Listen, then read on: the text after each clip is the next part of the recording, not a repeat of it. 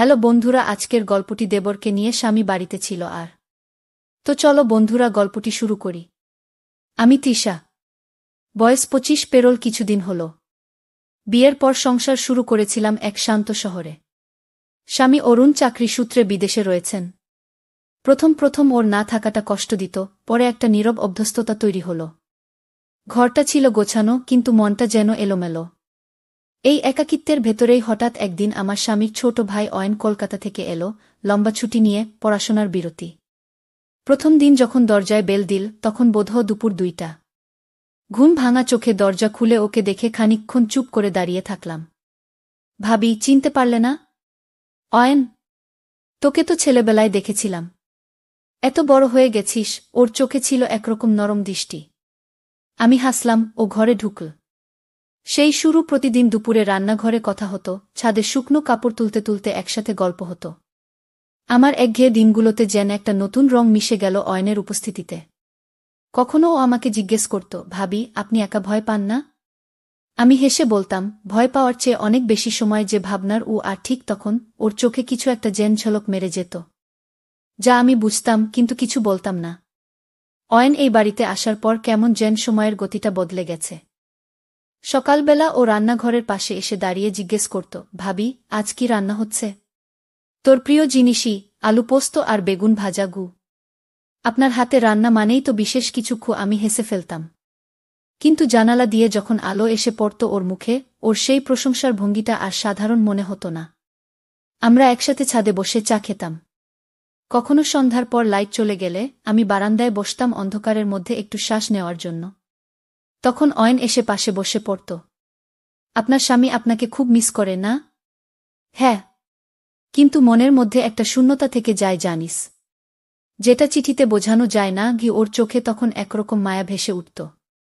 আমার খেয়াল হতো ও মাঝে মাঝে কিছু বলতে গিয়ে থেমে যায়। আমি কিছু জিজ্ঞেস করতাম না, কিন্তু ওর নীরবতায় অনেক কথা বলে দিত। একদিন রাতে আমি বারান্দায় বসে থাকতাম।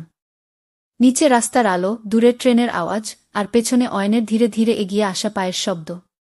ভাবি, আপনি যদি চাইতেন এই একাকিত্বটা একটু ভাগ করে নিতে, তাহলে হয়তো। আমি ঘুরে তাকালাম।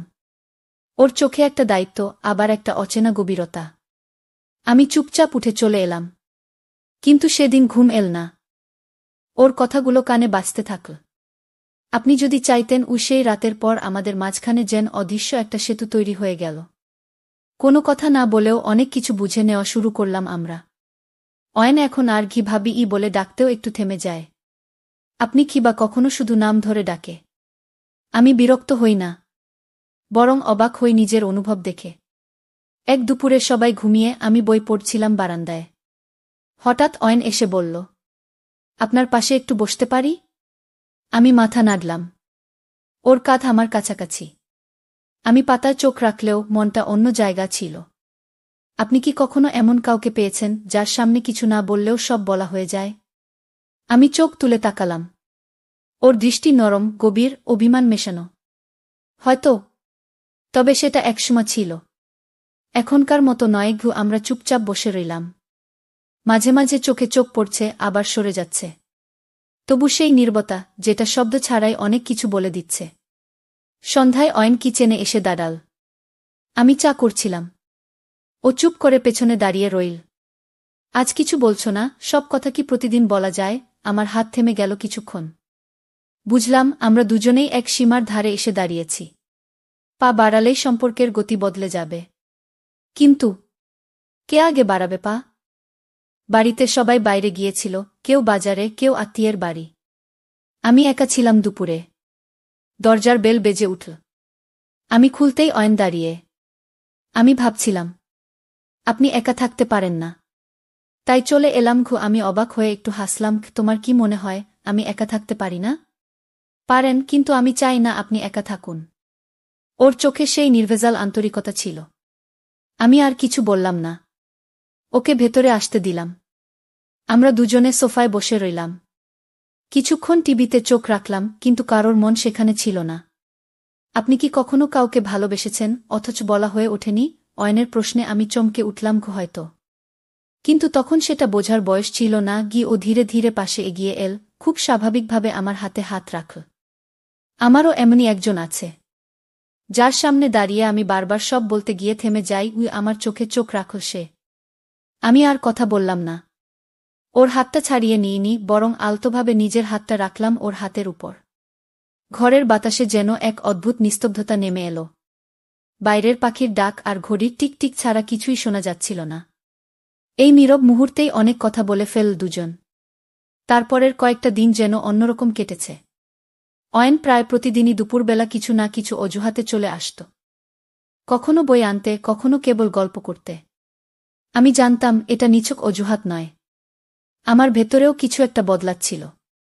ওর প্রতিটি উপস্থিতি, ওর সহজ হাসি, ওর মৃদু স্পর্শ, সব যেন একটা অনুচ্চারিত চুম্বকের মতো আমাকে টেনে নিচ্ছিল। একদিন বিকেলে জানালার পাশে বসে চা খাচ্ছিলাম। অয়ন এসে আমার পাশে বসল। হাতে ওর ক্যামেরা। আপনি জানেন, আলো যখন এভাবে মুখে পড়ে তখন মানুষকে অনেক বেশি সুন্দর লাগে। আমি একটু হেসে তাকালাম। ও ক্যামেরা তুলে আমার ছবি তুলল। এই ছবিগুলো শুধু আমার জন্য। কোথাও শেয়ার করব না। আপনি জানেন, আমার অনুভবগুলোও কেবল আপনার জন্য। আমি কিছু বলিনি, শুধু তাকিয়েছিলাম। ওর চোখে তখন আর কোনো দুষ্টুমি ছিল না, ছিল এক গভীর ভালোবাসা, এক নির্ভরতা।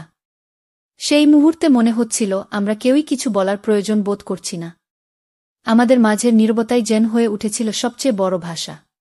তখন হঠাৎ একটা প্রশ্ন করলাম আমি, তুমি জানো তো এ সম্পর্কের কোনো নাম নেই? অয়ন মৃদু মাথা নাড়ল। জানি, কিন্তু অনুভবের তো সবসময় নাম লাগে না, তাই না? আমাদের চারপাশে তখন সন্ধ্যার আবছা আলো। বাইরের পাখিরা নীড়ে ফিরছে, কিন্তু আমাদের হৃদয় দুটো যেন ধীরে ধীরে একে অপরের ঠিকানা খুঁজে পাচ্ছে। দিন গড়িয়ে যাচ্ছে। প্রতিদিন দুপুরের আলোয়, বিকেলের হাওয়ায়, সন্ধ্যার নীরবতায় আমি আর অয়ন একে অপরের উপস্থিতি অনুভব করতাম। কোনো দায় ছিল না, কোনো দাবি ছিল না, ছিল কেবল নীরব এক বোঝাপড়া। একদিন বিকেলে রান্নাঘরে বসে আমি চা বানাচ্ছিলাম।